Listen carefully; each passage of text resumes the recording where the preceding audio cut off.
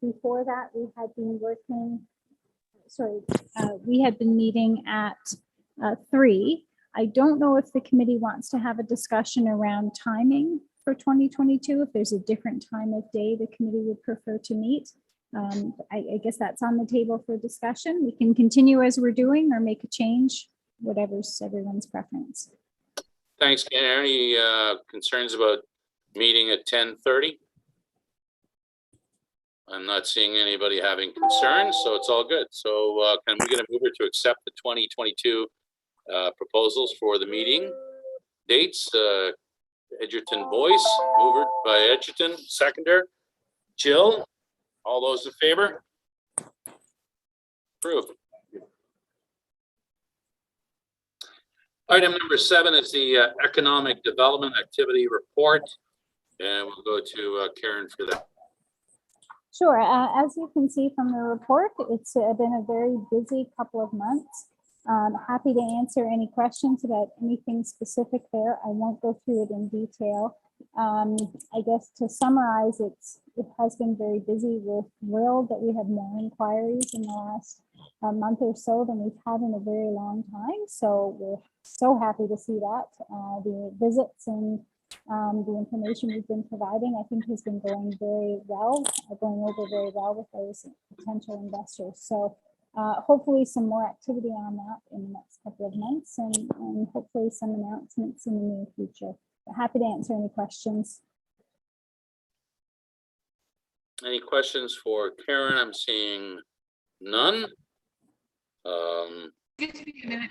Oh, sorry, Councillor McCaw, go ahead. Karen, we're still having problems here. I am at least. I'm not sure what it is, but it's very, I don't know what kind of garbled and hard to hear you. Can't hear you, Kelly. Yeah, Councillor McCaw, we're having issues here now. Oh, sorry.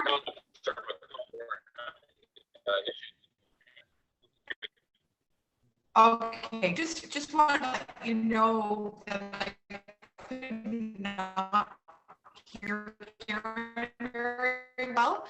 I don't know what it is, but it's very late. I can't hear her very well.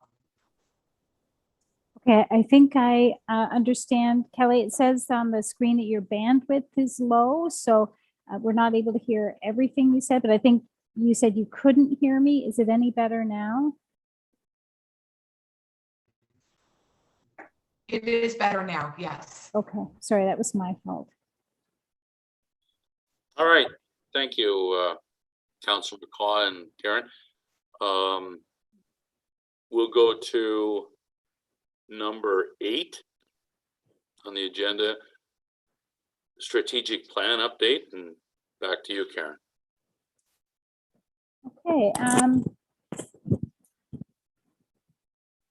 my apologies, these earbuds do not work all that well.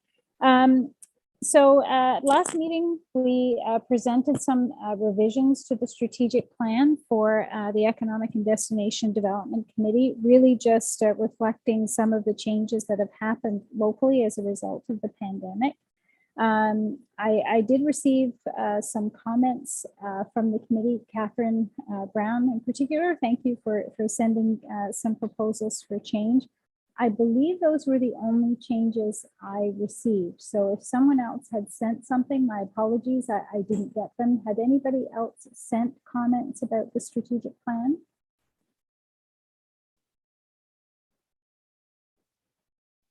Okay.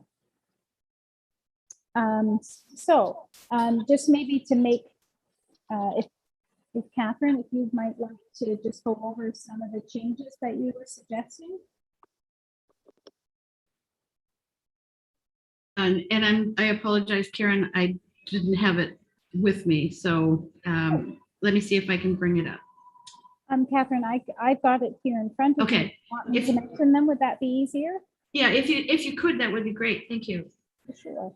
The second page of the strategic plan, under the objective of attract and train workers to meet Belleville's labor shortage, under 1.2.2, Catherine had questioned and maybe suggested that where it says work with all sectors and organizations to ensure an adequate supply of suitable labor, suitable housing. Catherine had questioned what is defined as suitable, and I was thinking that maybe what we could, rather than say suitable housing, market-driven housing. I'm thinking maybe that might be a bit more of an all-encompassing comment. Under section 1.2.2 in the next block, it says annually track the number of affordable housing units created. And Catherine had made the comment, not all are looking for affordable housing, so this might be too narrow a focus. And then in the following block under Belleville, Catherine had questioned, she was unclear how EDDC will be able to influence affordable housing other than reporting statistics as new housing approvals reside with the Planning Advisory Committee and Council. Yeah, so I think those are super valid comments.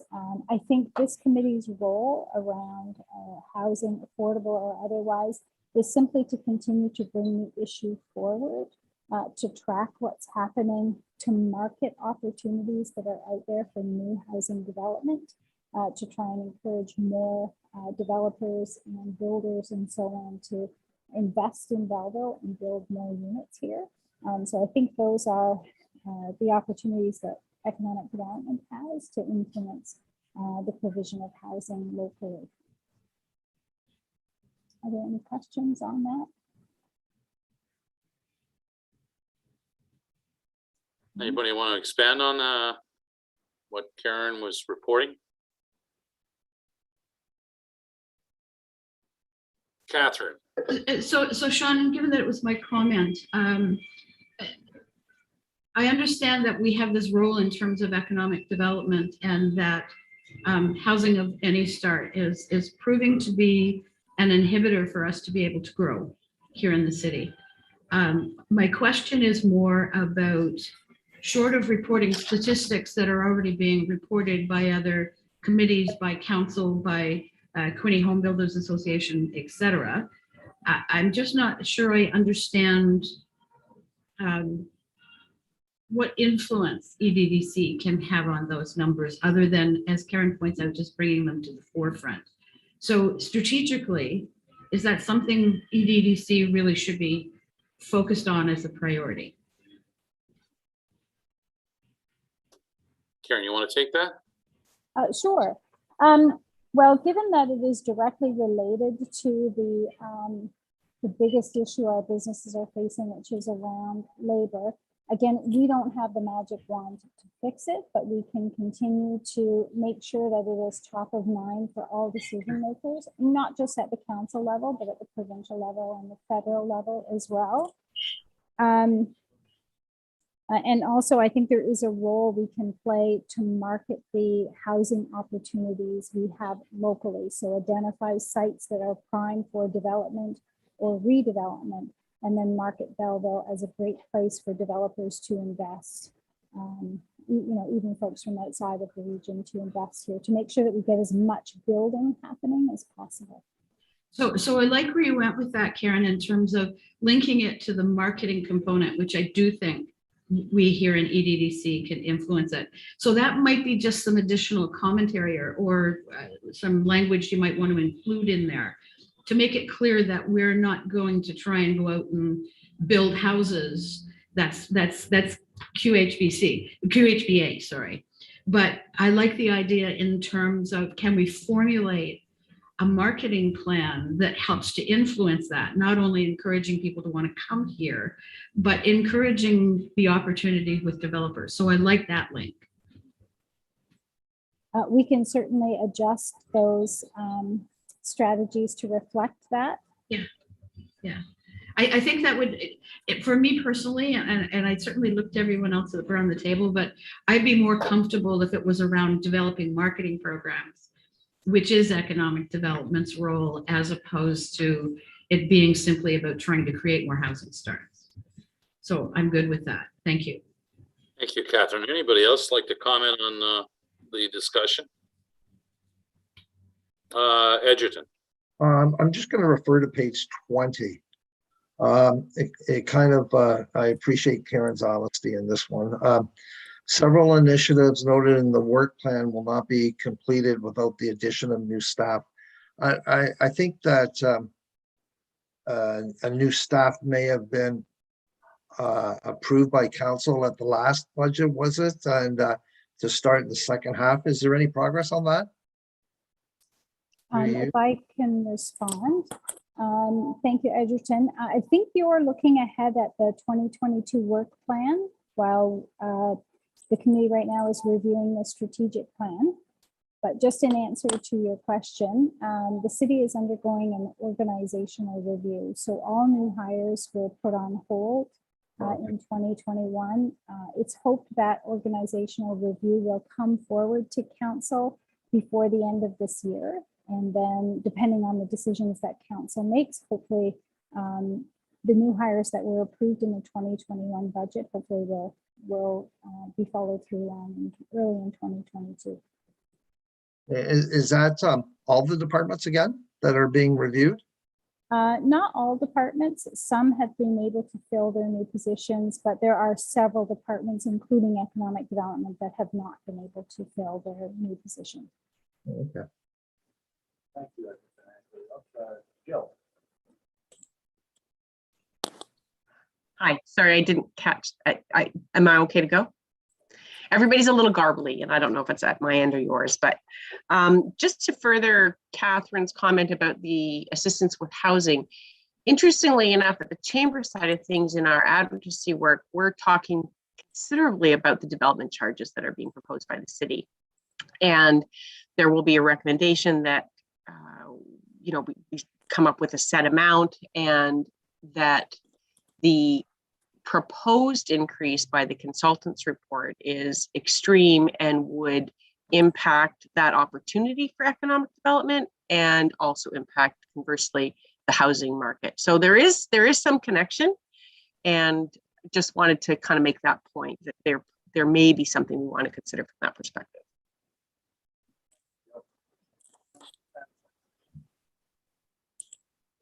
You're on mute, Councillor Kelly.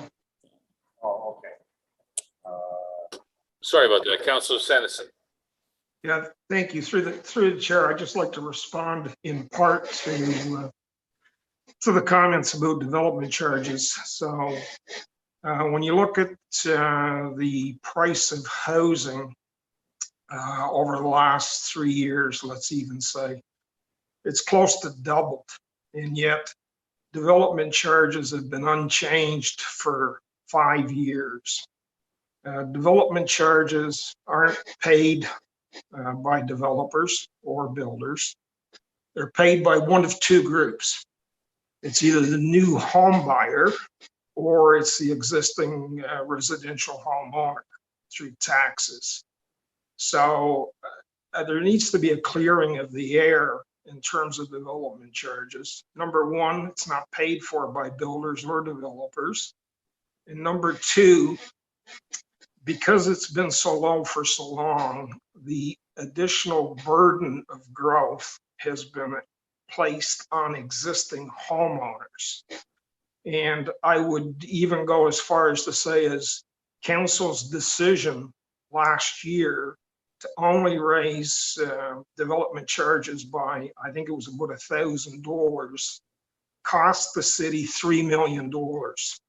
And that $3 million that gets contributed towards growth gets picked up by all taxpayers. So people are saying, or people would say that development charges have doubled. I would say that they've only been half of what they should be for far too long. Thank you. Thank you, Councillor Sanderson. Anybody else? All right. See, Jill did have. Oh, Jill, you got your hand back up. Sorry. Go ahead. Sorry, through you. And in fact, it's we totally appreciate, Councillor Sanderson, that the end user is the one who bears the brunt of the increase. And it's not necessarily in an effort to protect developers from these increased costs that we're asking for some special consideration. I think what we're pointing to also is that the Quinte Home Builders will be an active voice on the home builder side or residential increase. But the chamber has also identified that commercial development charges are also slated to increase at a significant rate. And so through consideration of that increase, that is the impact on kind of an economic development side. Certainly the increased cost for housing will impact the opportunities for people to buy houses, because again, the end user is the one who's impacted. We're not suggesting in any way, shape, or form that there can't be an increase. I think we're just suggesting that it does have an impact on economic development, and that seems to be part of this. That's why I'm bringing it forward to this discussion. Thank you, Jill. Back to Councillor Sanderson. Yeah, so thanks for those remarks, Jill, and certainly I agree. I have a similar concern on the industrial side, and look forward to a sort of a healthy and hopefully agreeable discussion on where they should land. I too have the same concern on that one. Thanks. Thank you, Councillor Sanderson. Just so everybody on the committee is familiar with the numbers, and Councillor Sanderson and McCaulkin, correct me if I got them wrong, but right now the development charge is less than 15,000, and I think the proposal is going to be just under 29,000.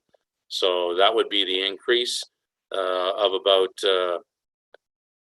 13,000, 12 to 13,000. Is that fair, Councillor Sanderson?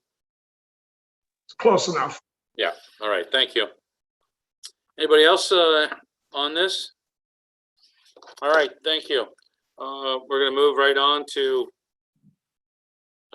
number 9. That is the draft 2020 work plan.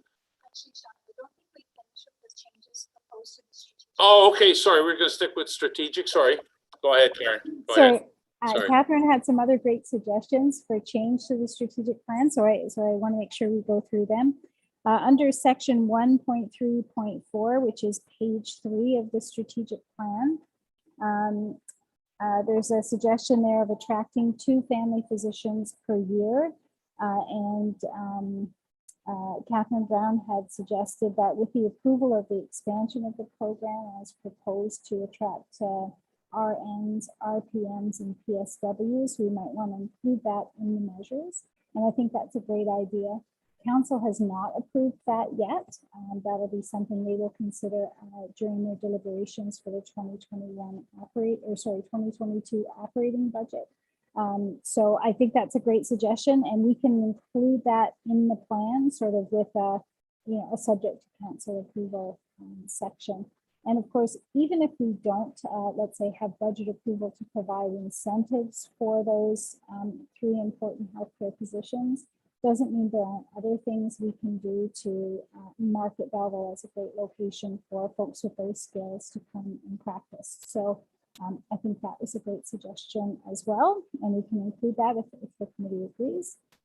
On the next page, under section 2.2.1, where it talks about the business retention and expansion surveys.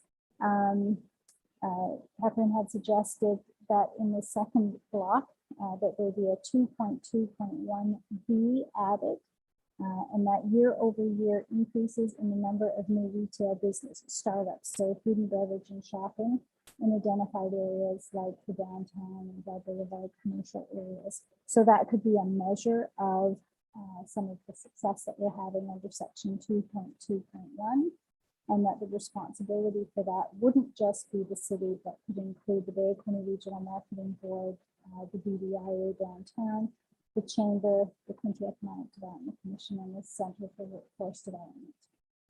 So there were sort of some more supports provided for that. So something, as staff, I feel comfortable including that if the committee does.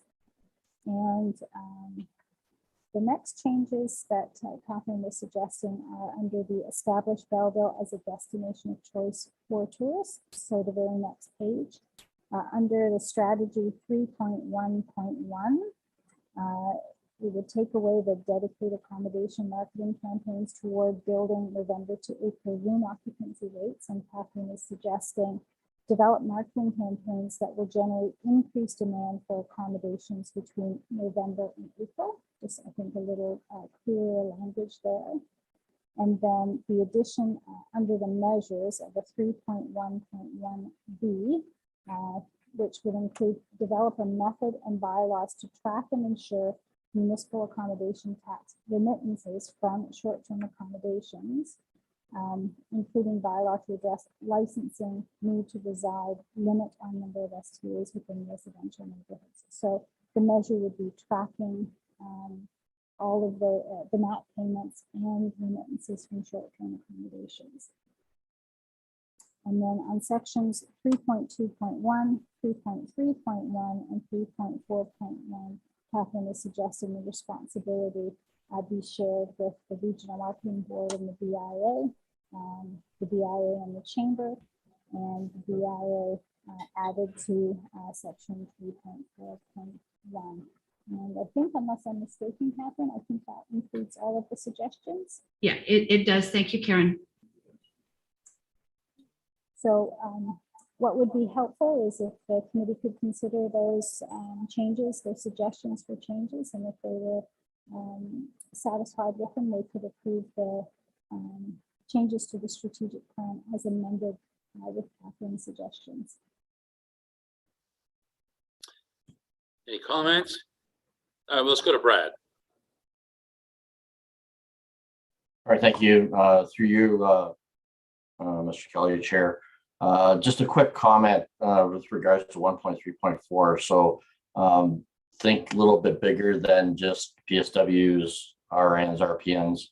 CFWD leads the healthcare HR strategy for Hastings, Prince Edward, and Lennox Addington.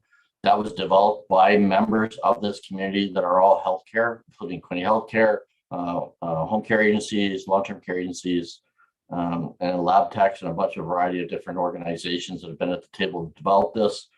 There has been some good initiatives already in place, so I don't want you to lose out on those, but it's not, when you look at the careers, just a suggestion that you want to look at, and I saw it referred to another spot, you know, when I look at, 1.3.4 below, you talk about in-demand healthcare professionals.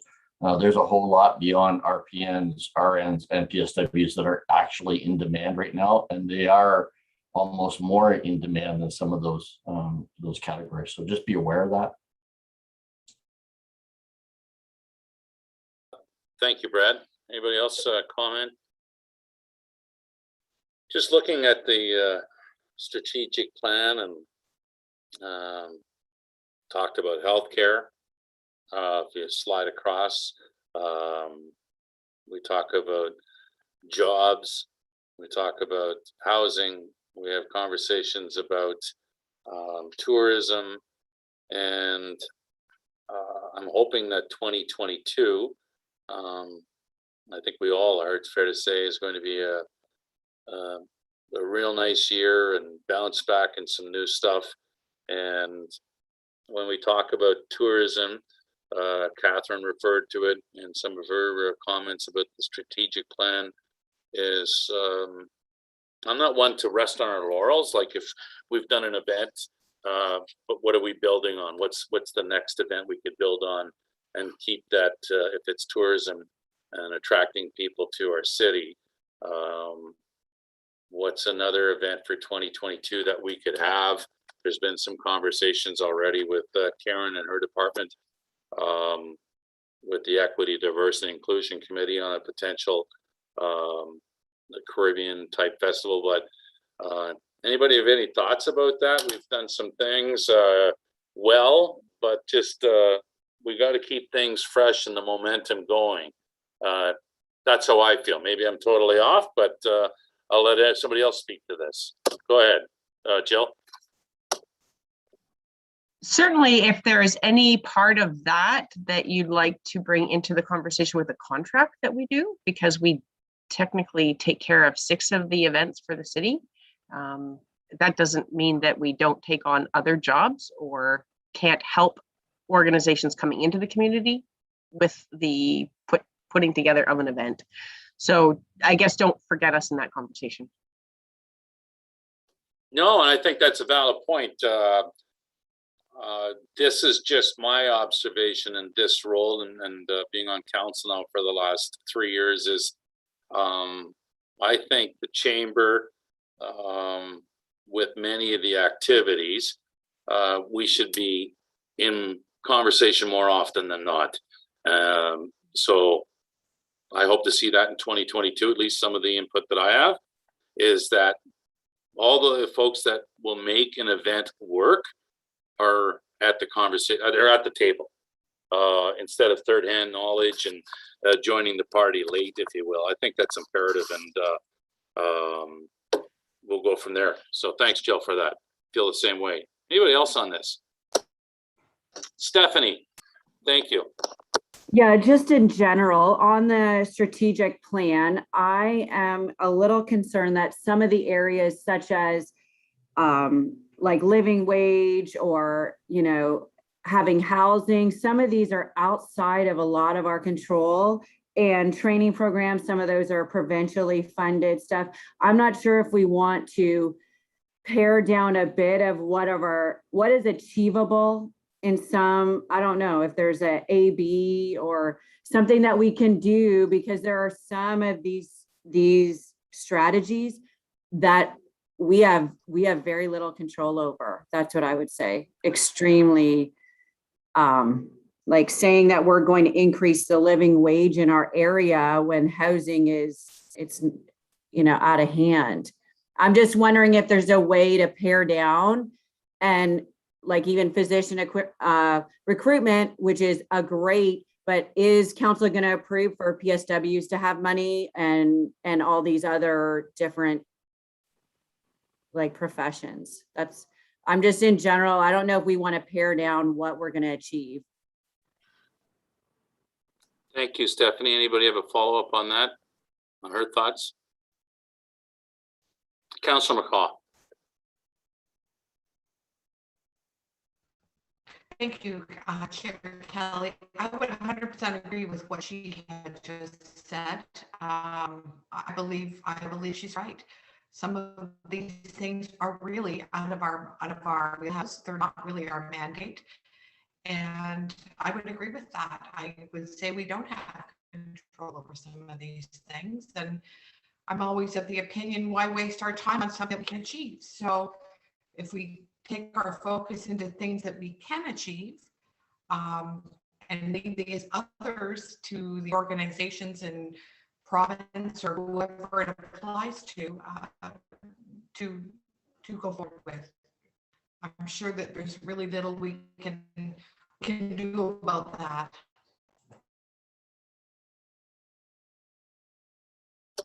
Thank you, Councilor McCaw. Anybody else? Okay, Karen, you still have more in your report?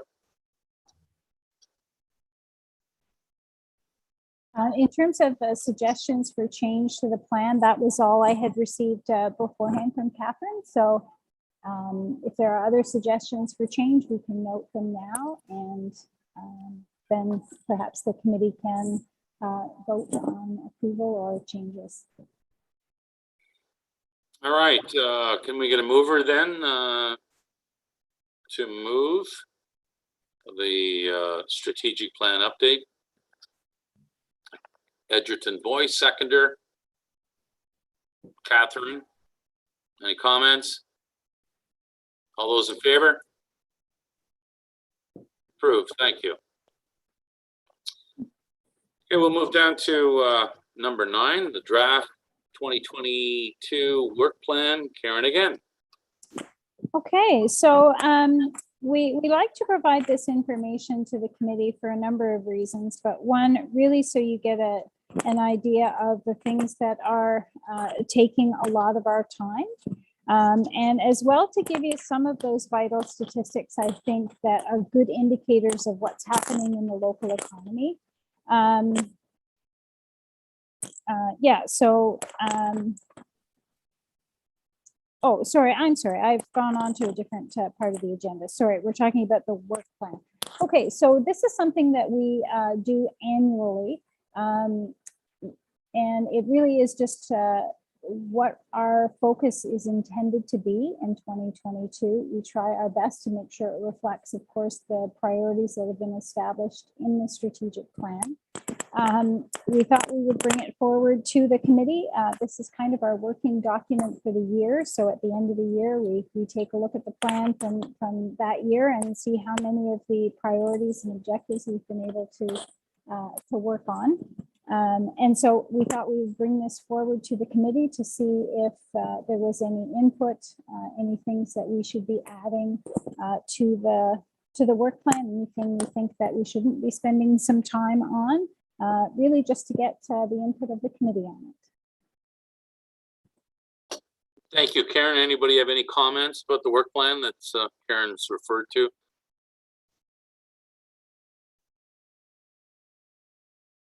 Looks like nobody has any comments, Karen. Do we need to get a mover to accept this? Oh, Blair, sorry. I didn't see it, Blair. Go ahead.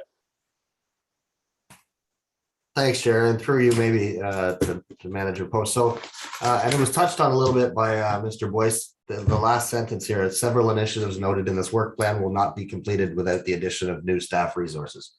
So, going with the assumption that perhaps there will not be new staff resources, what would you cut? What could we take out of here?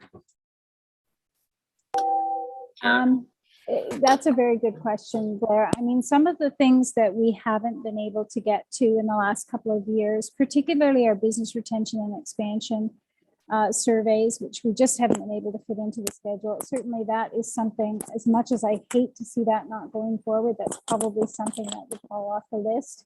I think probably what will happen is what we've been doing so far. We tend to place in a hierarchy certain roles that we fill, certain projects that are priorities. So hard to say what we won't be able to get to, but what I can commit to is making sure that direct customer service role that we provide both to our existing businesses and to potential investors and people inquiring about opportunities here, that will always be our priority. And almost everything after that will happen sort of if and when time allows. I'm not sure if that answered your question, but I hope. You have a follow-up, Blair? Yeah, I mean, I certainly, the spirit of the answer was there, but I'm wondering, I mean, it's hard to nail it down, but you're giving us a warning here that some of this won't be completed. I'm just, maybe you could share a little bit of the list of, all right, well, in order of priority, which one would be the first to go? Great. So some of the things that probably won't happen as well or as often as we would like certainly would be that physician retention initiative, which we haven't done in the last few years, simply because of, well, COVID certainly had an impact, but staff resources as well. The immigration portal is something that has not gotten a lot of attention because simply we don't have the staff. Some of our publications, the relocation guide in particular, is something that probably won't get done without some additional staff resources. Certainly our opportunities to apply for funding, those are things that will get cut down or cut out.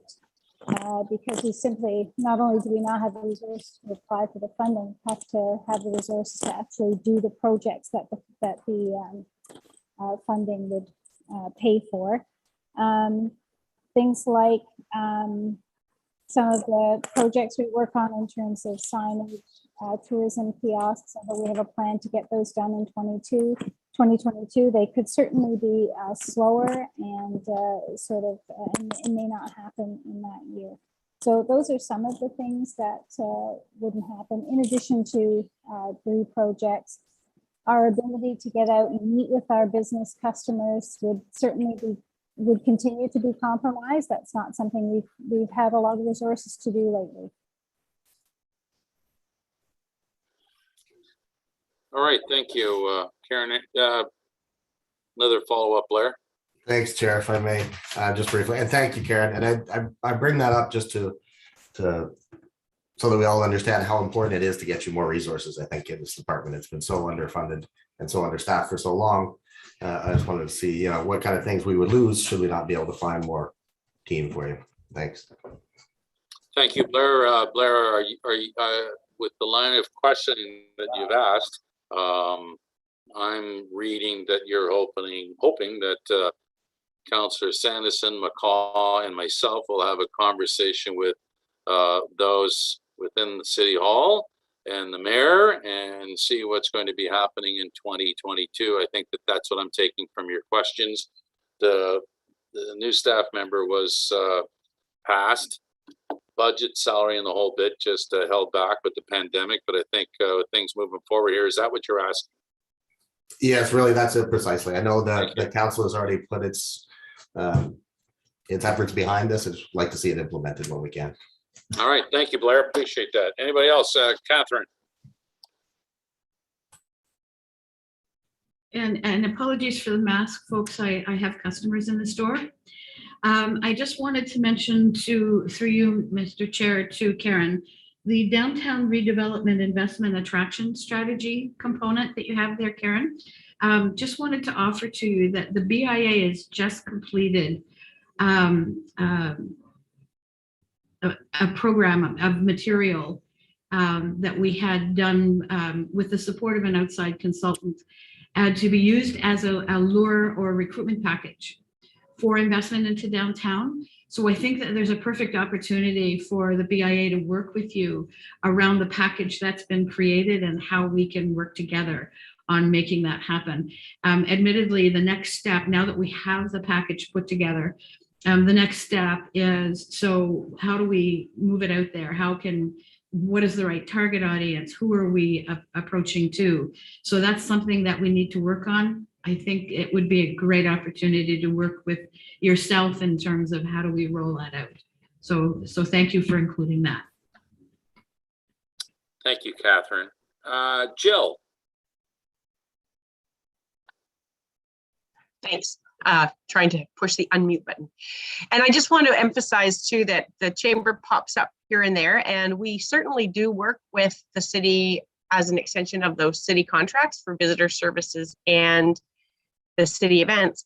But there's also an opportunity to really leverage some of the other work that we do, and perhaps as even a byproduct of the pandemic, we haven't really engaged as closely as we could on a higher level there too. So just want to make sure that you feel free, and maybe we have a conversation and revisit that partnership and collaborative effort as well, so we can help. Thank you, Jill. Anybody else? Stephanie? Yes, through the chair. Obviously, I think, agree that you need more staff. And I'm wondering if when you write the work plan, if it would make sense, like has been said, to take what activities, instead of that one statement at the end, because I think that just like kind of is very negative to say, and then nobody is able to acclimate where that is going to affect. Like what activities is not having that staff, like an additional staff member, and it was approved.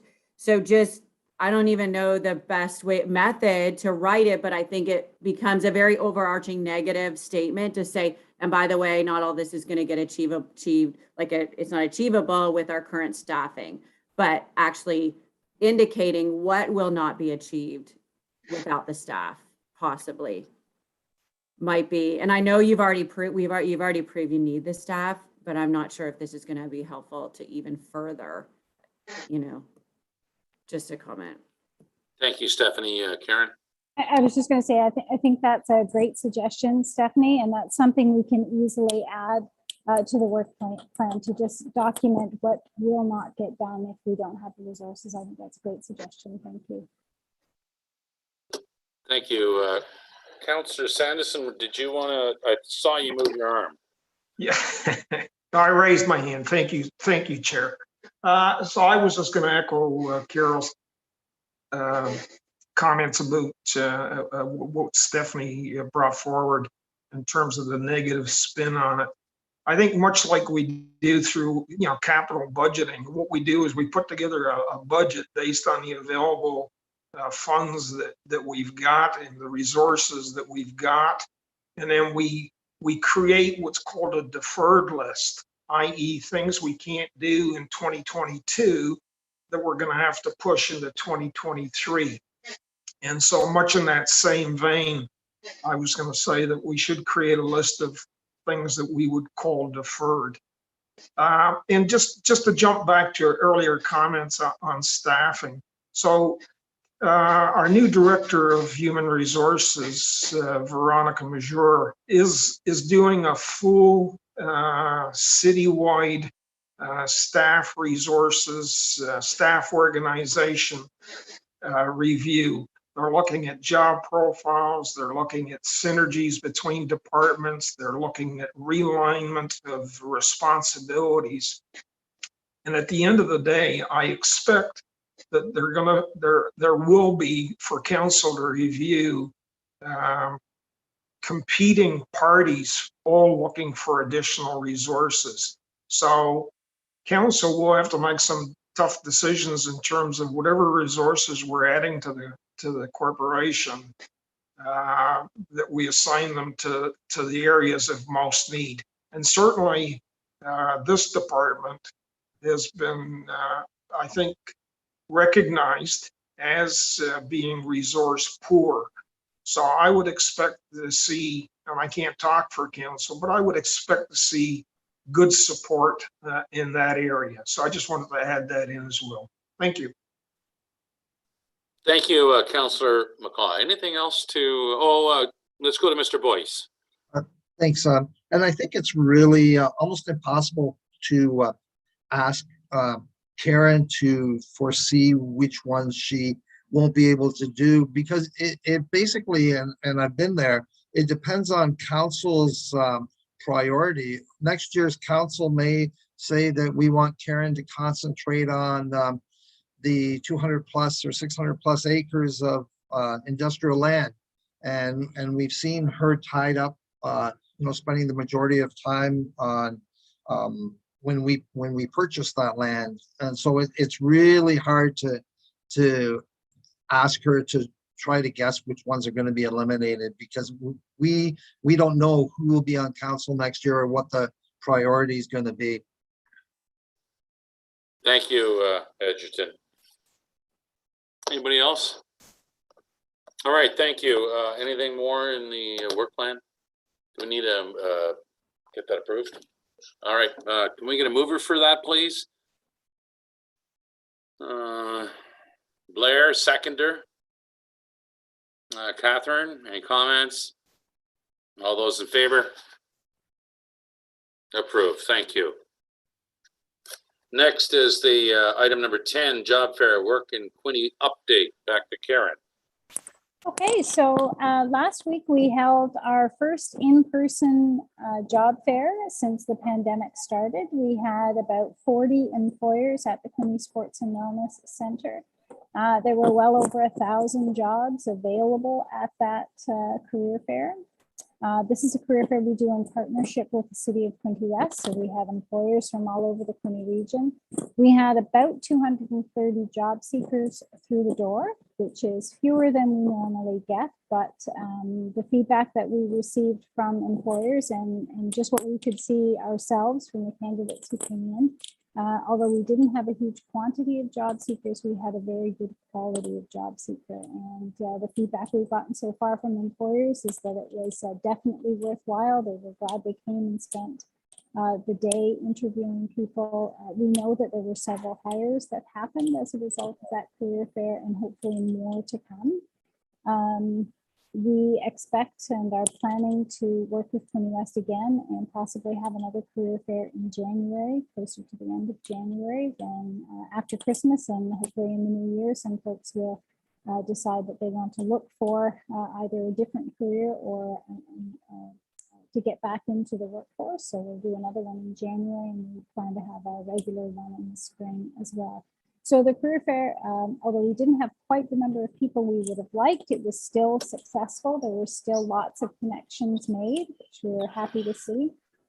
And in terms of the Work in 20 project, you will remember that that is a project that we received significant provincial funding for. So we're taking the Work in Belleville program and regionalizing it with a new website and a tremendous amount of money to market that, program.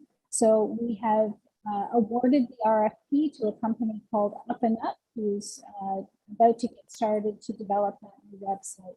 So we'll have more to report at our next meeting in January. Hopefully we'll have even a site that may be ready to test by then. So that's the update. Happy to answer any questions. All right, any questions on the job fair? I just want to make sure I heard you correctly. Karen, you mentioned that there were 1,000 jobs available and 230 people showed interest in getting a job. That's correct. So I was speaking to a gentleman that lives in Belleville that's working at Nestle in Trenton. The family lives in Belleville. He's losing his job due to the plant closure in June. Do we do any outreach with regional companies like Nestle's that we know that they're calling it a day in 7 months? That we have families in Belleville that work there? Or are we notifying the staff there that there's opportunities? Like, those are big numbers, 1,000 jobs, only 230 people showed up. Yes, actually, those are some Quinte West employers. So our counterparts in Quinte West have worked with those companies to make sure their staff are aware of the job fair. One of the challenges certainly is that Nestle, obviously wants to keep as many of their employees as they can until they don't need them anymore in June. So that is one of the challenges, and I think there's some incentives there for those staff to remain in place until the plant closes.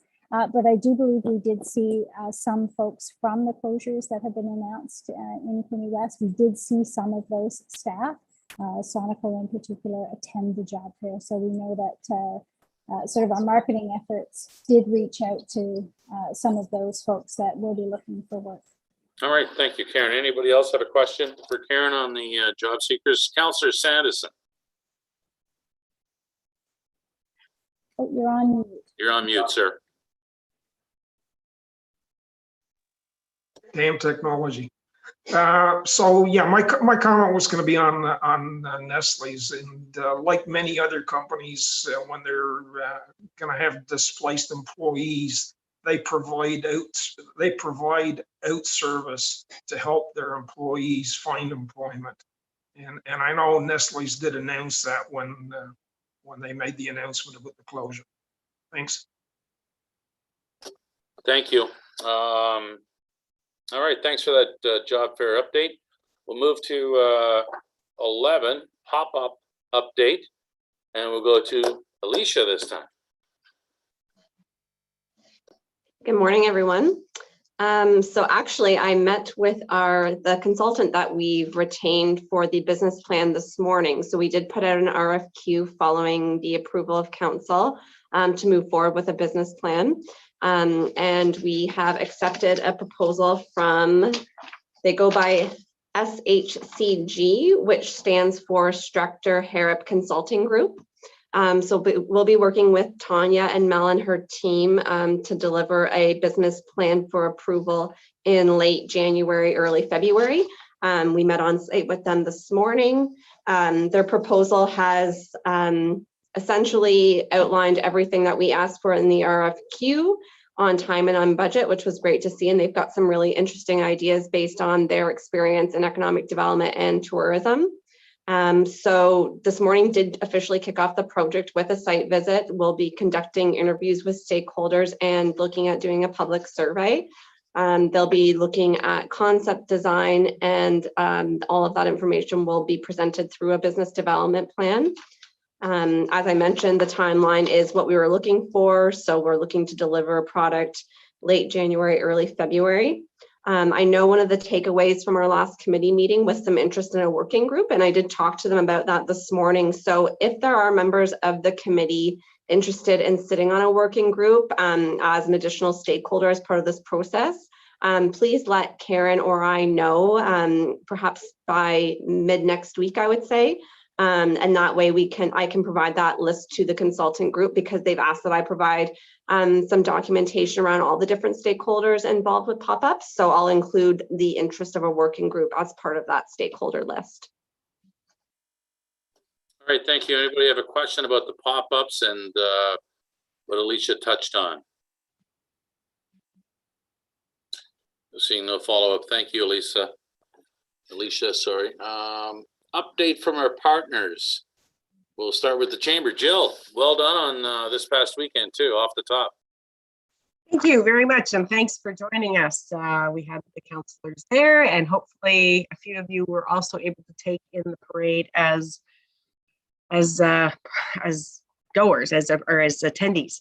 Was last minute kind of, though Susan had been working on it for quite a while. We also put together hometown hockey. So under the umbrella of city events that the chamber organizes, hometown hockey came onto our plate about 3 weeks before it was meant to go live. And thanks to Susan and a number of community partners and the Quintin Sports and Wellness Center and the city, we were able to pull that off. Unfortunately, the weather wasn't so great. Santa Claus Parade also saw a little bit of rain, but it didn't seem to dampen the spirits of anyone who was attending. Fortunately, all those who were creating floats were in a position where they got everything done before the rain started. So we are happy about that. Under the visitor services umbrella, we continue to work on the Discover Belleville thing with the city. We also created a map around the Halloween decorations opportunities. So there was the Halloween home hop, and we've just launched the Home for the Holidays light tour again. And we've taken advantage of the opportunity with a pop-up ad under Discover Belleville. So anytime there's something new coming up, if you click discoverbelleville.ca, that'll kind of highlight the newest feature on the site. And right now, if you've decorated your home for the holidays, and this is for anybody watching out in YouTube land, that we also would invite you to put your house address on that list. As of December 1st, we'll have an interactive map that people can download, or you can come to the log cabin, and pick up a copy. And we'll accept submissions through December 10th. So get your decorations out, put your address on the map, and it'll give people an opportunity to drive around safely and enjoy the holidays. Under the Chamber of Commerce banner, we participated with the Canadian Chamber AGM and conference, and some of the policy resolutions that will go forward to create advocacy at the federal level. We are also working on the Ontario provincial level to create an opportunity to meet with Todd Smith. We will be putting forward policy resolutions regarding business interests or other concerns that impact our community. So we will be inviting our members to participate in a conversation on December 16th with him. We'll do that in partnership with the Quinte West and Prince Edward County Chambers. Locally, we're dealing with conversations around development charges, as I mentioned before, and we are, again, completely mindful of the need to support the infrastructure and the costs associated with that. Just trying to keep in mind also that there are considerations in terms of how we appear as a place for economic development to grow, or businesses to join our region, people to come, etc. So we're just trying to kind of temper some of the consultant report and suggest that maybe there are some other considerations worth looking at. So that will probably come through either as a letter of support from the Quinte Home Builders or a letter from the chamber in general. The other thing we did through the chamber was receive some funding, and this was to support Shop Local. And I've probably mentioned it before, but we're looking and we're working closely with the city on their amazing Choose Belleville front end facing campaign. And we've got some technology with Snap 360, this interactive map that will make finding local easy. And we're hoping to roll that out in the next couple of weeks. We've been talking to businesses now for the past 3 weeks, and actually, I shouldn't even say, yeah, probably actually 5 weeks now, rolling through a number of our different sector members, and then a postcard campaign inviting people to add their business to a directory that will hopefully build on itself and continue to maintain itself and remove some of the manual work that's required to support that. So people who are looking for where to shop local will be able to find it easily in all sectors. That's kind of where we're at now. That's your report. Thank you. I just wanted to follow up on, I know you touched on the Rogers hometown hockey. Did you refer to that today? Yes, I did. It was the 3rd year, I think, a second time in the last 3 years Belleville has hosted that. And I caught a bit of it and recorded the introduction to the hockey game that night. Like, the exposure for this area was phenomenal, right? You couldn't pay for that advertising. But there is still the but factor with me. Why do you think that we didn't get the people to come down and support the live broadcast? There might have been at one point maybe 100 people. I know you can't speak for folks from the area, but what do you think it is with some of the events that particular weekend, Saturday and Sunday? And we're going to come back and say the weather, but Sunday was okay. But what do you think it is that maybe we're missing as a city, or that we didn't get? I didn't think anyway we got the crowd we were hoping to get. The hometown hockey thing is a really interesting experience. Having gone through it twice now, I think what motivates them to choose a community and what motivates a community to get engaged are maybe not quite aligned. And honestly, to ask a group of people to come and stand outside to watch a broadcast on a small screen on a cold winter night, maybe not what people want to do. The audience for that kind of a venue, like starting at 7 o'clock in the evening on a Monday night, is not really family friendly to begin with. So our target market becomes, generally speaking, people who want to watch a hockey game, and they're not going to a live game. So I think what we have to take from the opportunity is what Belleville looks like on a national stage. So let's not worry so much about how many people showed up, but the amazing exposure Belleville got across the country. And that's how I would probably validate the exposure. Point taken. Thank you, Jill. Catherine. Sean, I also want to acknowledge the chamber pulled this one out of the hat. I'm not sure that what we all heard, the sort of segue, which is there was about less than 4 weeks, I would say closer to 3 weeks of lead time to pull this together. And the details were continuing to change. And I speak from, because the broadcast was downtown, the BIA wanted to work with the chamber to make this the best they can. We were literally days, like 1 or 2 days before the actual event, still waiting for confirmation on what was happening and when it was happening. So I think huge kudos go to the chamber for pulling this one out as quickly as it did. I'm with you. I have to agree. When anybody looked at it on screen, on the television at home, they saw lots of happy, cheerful people, and it put Belleville back on the national stage. The fact that we knew that there weren't as many people, I think the fact that we got 300 with as little notice and time that we had was really exceptional. And so I'm with you, Joe. It may have not been exactly what we wanted it to happen, and certainly we didn't get to market it nearly as much as we would like, but man, guys did a great job. Yeah, it was great, and the exposure was priceless. Edgerton. Yeah, and also too, I remember, and we shouldn't really compare them to the previous one.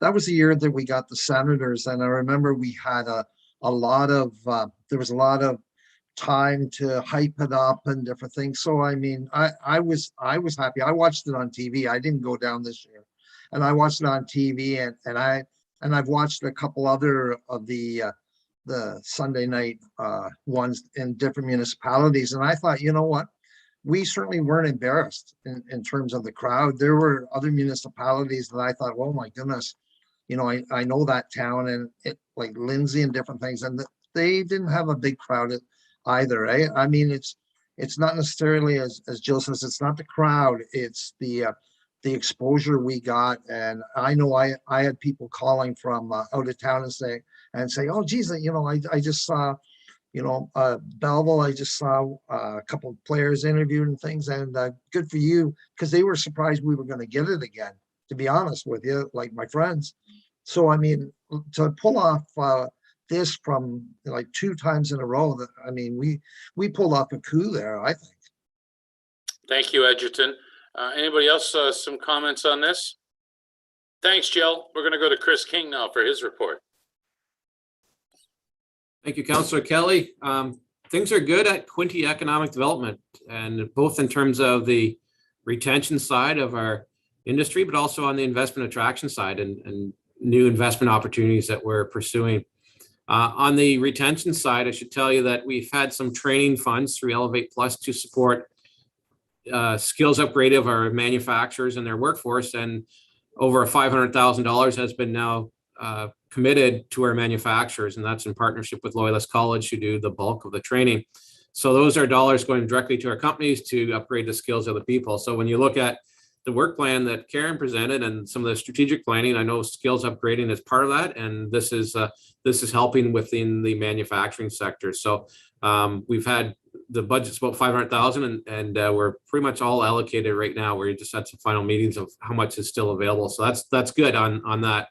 We're also doing the new hire training, and we're still looking to find more people to take those training courses.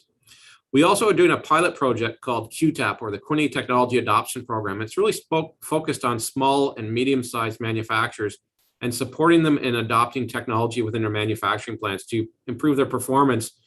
But it's really about how do we bring in technology when we can't find labor? And it's not about just replacing people to work. It's about redeploying people within the work environment to higher function activities and putting technology in place.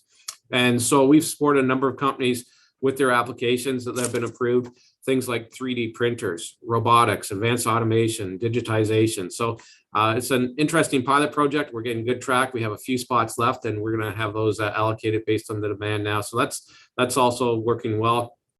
And we continue to go out and liaise with our existing businesses. We think about it as, hey, let's talk to our customers and see what their needs are. And so we do outreach. And I met with a company yesterday, a manufacturer, and they talked about, you know, where they're trying to transform their company, what they're trying to do with it. And every time we talk to a company, there's usually 3 or 4 items that require follow-up that we work with ourselves or our partners to follow up on. And it's really encouraging just to have those discussions. And, you know, we've all received surveys and survey forms, but I think it's different when you have a discussion with a company. There's a lot of items that come up, and usually it's kind of that last 5 minutes, just as everyone's standing up to leave, they come up with some of those really interesting ideas and information. So that's kind of cool.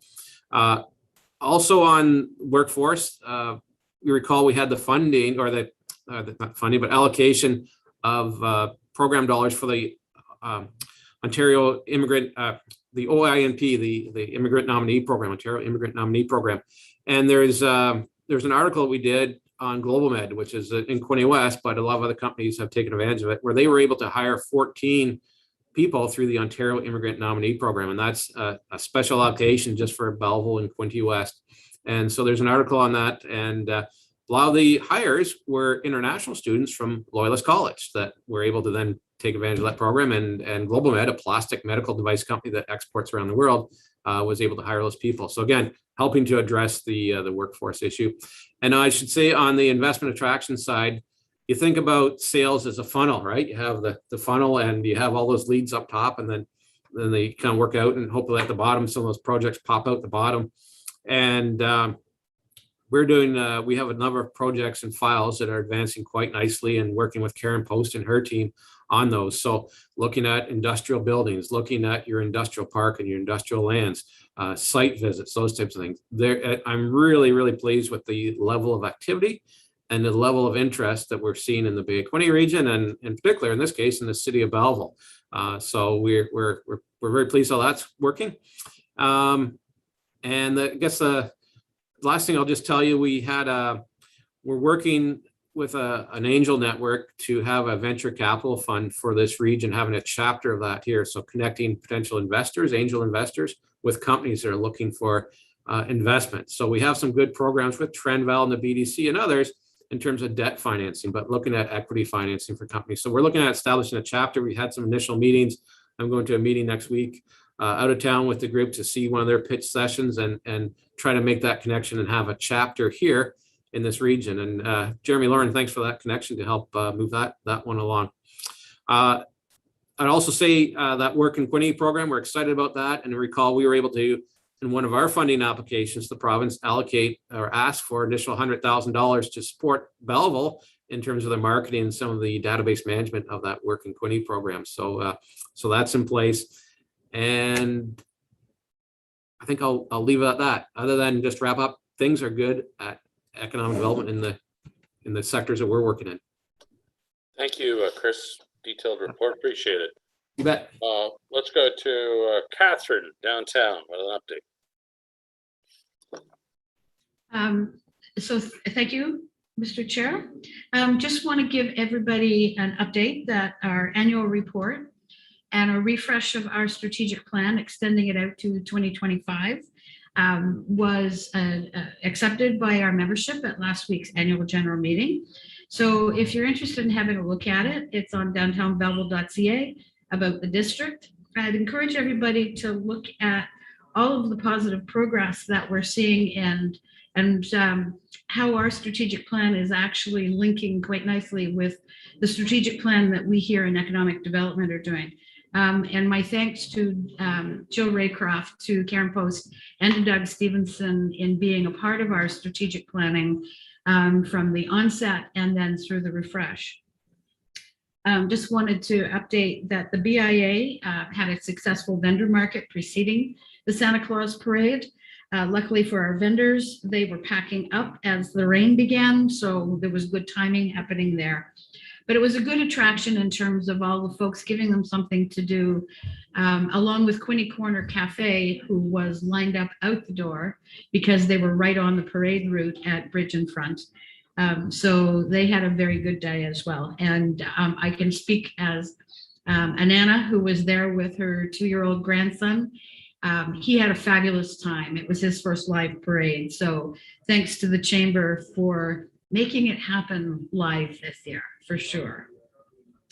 As many of you, as you take a drive through downtown, particularly after dark, which right now is closer to 4:30 than 7, but there have been several new lighting installations that are being installed this week throughout the downtown core, right from Front and Dundas to the top of the street. It's our addition to Enchanted this year, and in doing so in cooperation and in partnership with the Festival of Lights.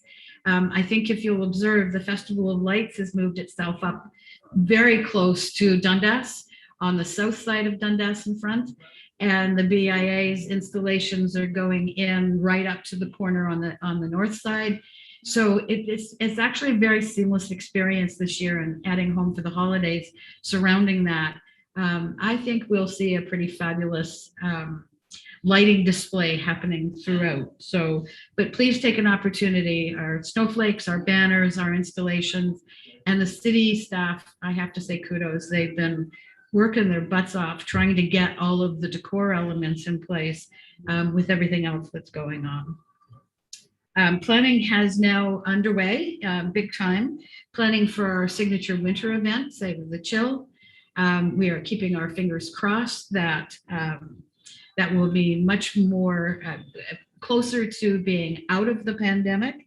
And so we're trying to plan in a way that is, we can shift and swing as the provincial regulations change. But at this point, we are still planning for our signature winter event.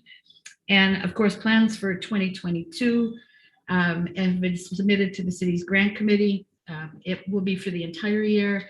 That way we can book all of the in-kind services through the city of Belleville and make sure that there's more than enough time for the city's finance department to work through the numbers in terms of what the city can offer to the BIA in the coming year.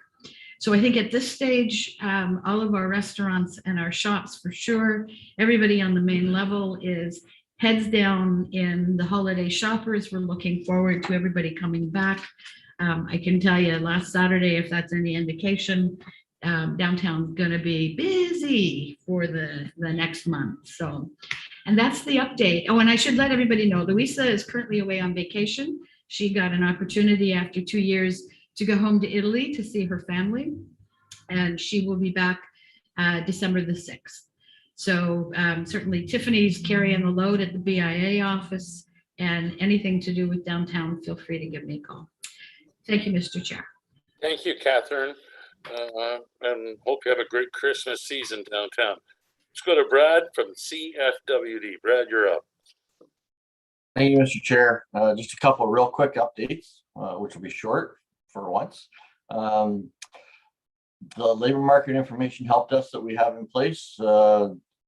Please, if you have any LMI inquiries, especially from an economic development perspective, feel free to either email myself or Nilu or submit on the website.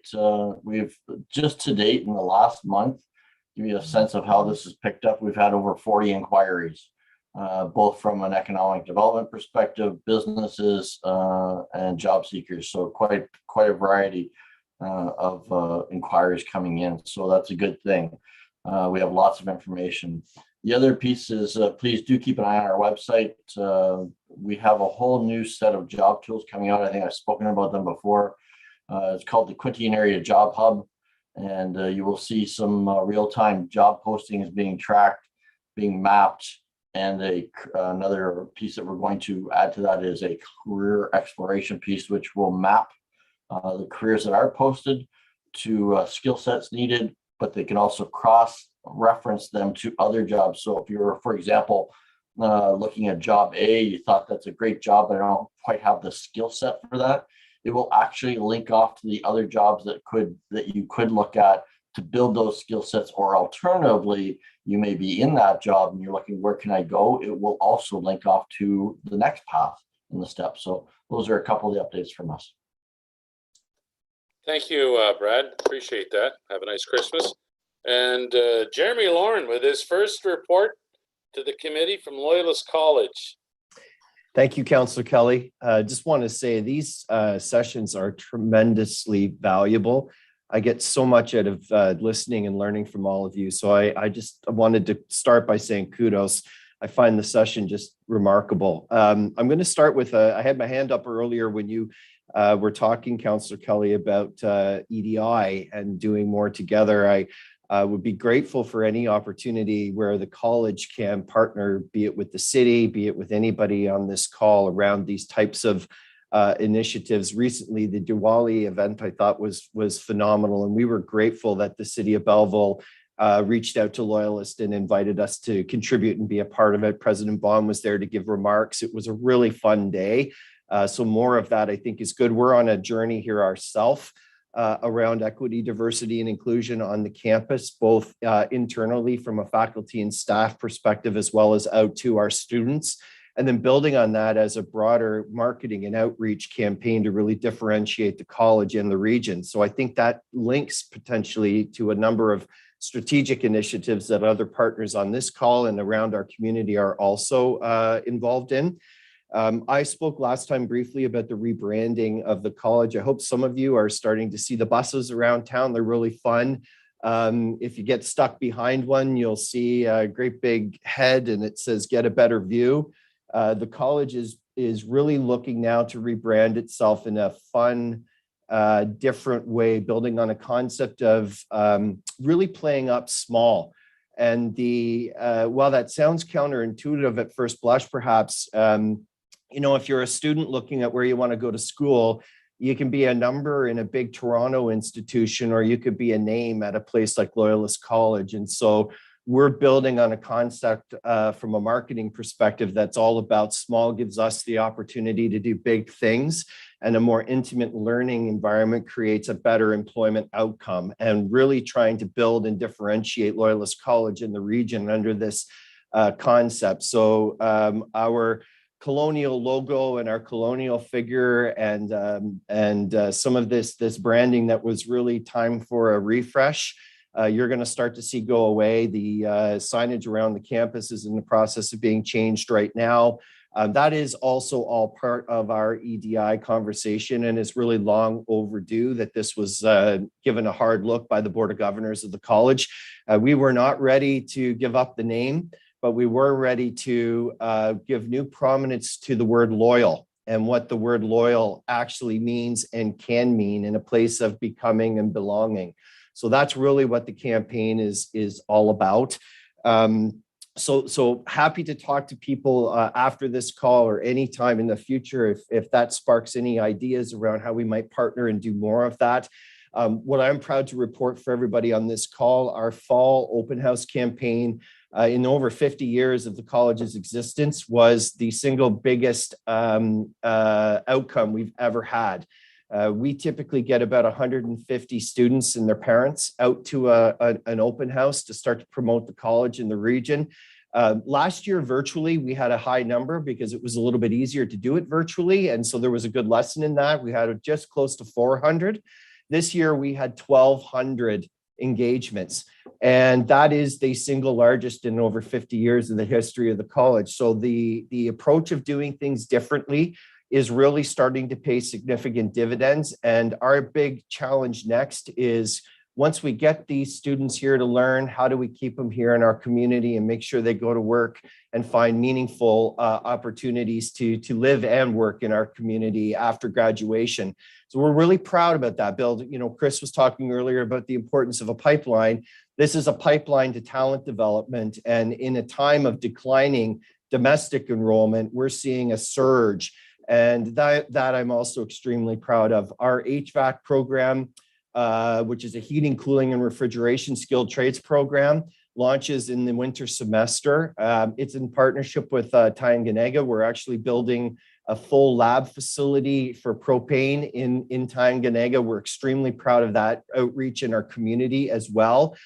We've already got 15 students for a total complement of 24. What we're hearing from our program advisory committee, which are industry partners here locally, is this is an unprecedented opportunity for the regional economy, because these students have been leaving our region to go to either Algonquin College in Ottawa or George Brown College in Toronto.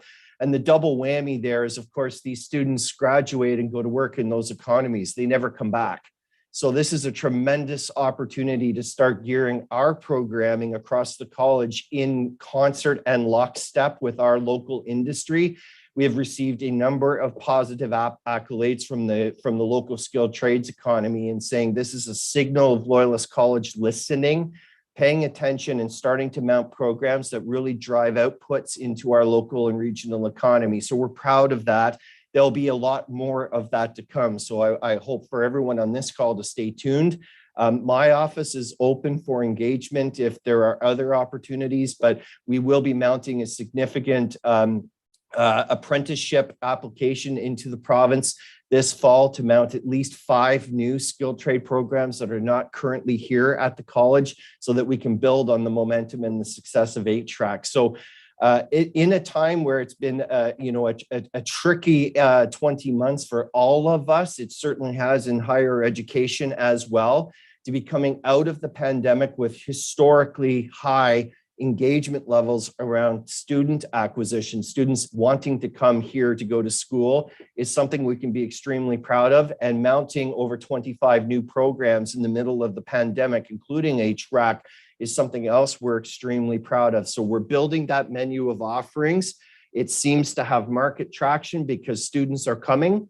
And I am extremely pleased. Our winter semester will be among our best ever. And our early indicators, because of course, in our business, we're already looking to September of 2022. Those early indicators suggest that the college is already at 85% to plan. A typical historical number for a fall program this far out would be more like 40%. So to be over 80 already is a tremendous, tremendous signal that our community is on fire in all the right kind of fun ways. We are a destination of choice for learners in this province, and marketing ourselves under this banner of small gives us the opportunity to do big things is really resonating in this community and in this marketplace. So I'll stop there. Happy to answer any questions if there are any, but really appreciate an opportunity to address the committee. And thank you again, Councillor Kelly. All right, thank you, Jeremy. Anybody have a question? Consider yourself lucky, Jeremy, no questions. All right. Thank you for the reports. We're going to go to the next meeting is slated for January, and I think it was January the 27th. And that'll be at 10:30, and we're still doing Zoom until further direction, or what's happening with that? Yeah, we've got it tentatively set for Zoom. If we have the opportunity to do something in person, I think that would be our preference. So we'll keep everybody posted in terms of what format that next meeting will be. Let's hope it's in person. Oh, sorry, I jumped to any new business? No? Not seeing any. The only Karen? thing, yeah, I wouldn't mind. I just want to give a shout out to Alicia and Kimberly in our office. You know, I'm the mouthpiece that you hear from all the time, but Kimberly and Alicia are the ones doing all the work. I can't say enough good things about them. Kimberly, you know, she takes that job fair, she takes the work in Belleville program, the database, all of those projects, and she just runs with them, which is wonderful. And certainly Alicia the same. She's the driver behind really the pop-ups and all of the tourism and the economic development initiatives that we have underway. So I just wanted to say, you know, a shout out to them, to thank them so much for their hard work, their dedication, for you know, the fact that you never have to remind them of things. They just do it and they get it done. And we couldn't be as successful as we are if it weren't for those two people. So just wanted to give my thanks to them publicly. Thank you very much, Karen, for acknowledging your colleagues in the office. So well done. And final thoughts here. Just want to thank Jeremy for his clapping. He did it several times today. It was well done. You look like a little duck or something back when you're clapping. I just wanted to wish everybody a great Christmas. Celebrate your family. Enjoy all the food and have a safe and healthy 2022. Live every day like it's your last, and one day you're going to be right. Thank you. Thanks very much, everyone. Bye, folks. Bye, everybody.